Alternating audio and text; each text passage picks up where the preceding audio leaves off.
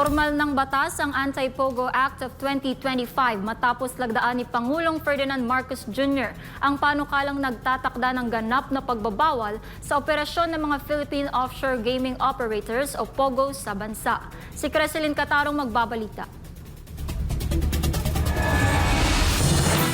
Pinirmahan na ni Pangulong Ferdinand Marcos Jr. ang Republic Act 12312 noong Oktubre 23 ngayong taon na nag-aalis sa bisa ng Republic Act No. 11590 na dating kilala bilang an Act Taxing Philippine Offshore Gaming Operations. Ang RA 11590 ay dating nagpapataw ng buwis sa mga offshore gaming licenses at sa kanilang mga service provider na nagpapatakbo sa Pilipinas. Samantala sa bagong batas na Anti-Pogo Act of 2025 o RA 12312, itinatakda ang formal na pagbabawal sa mga Philippine Offshore Gaming Operators o POGOs. Ang batas ay ipinasa ng Senado bilang Senate Bill No. 2868 noong Hunyo 9 ngayong taon at pinagtibay ng Kamara bilang amyenda sa House Bill No. 10987 noong Hunyo 11 ng taong kasalukuyan.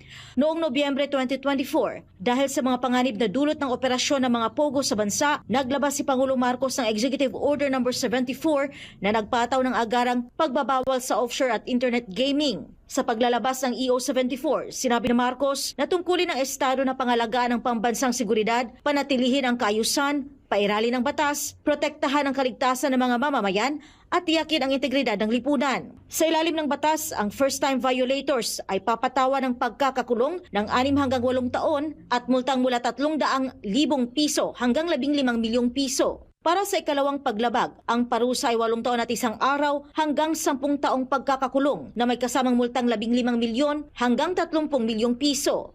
Para sa ikatlong paglabag, ang parusa ay 10 taon at 1 araw hanggang 12 taong pagkakakulong at multang 30 milyon hanggang 50 milyong piso. Kung ang lumabag ay isang opisyal o empleyado ng gobyerno, ipapataw ang pinakamataas na parusa sa ilalim ng nararapat na kategorya. Kung dayuhan naman ang nagkasala, sila ay agad na ipadideport matapos mapagsilbihan ang kanilang sentensya at habang buhay na ipagbabawal na muling makapasok sa Pilipinas.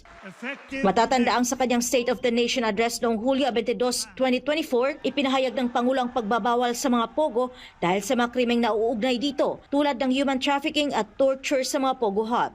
Para sa Diyos at sa Pilipinas kong mahal, ito si Creselyn Catarong, SMNI News.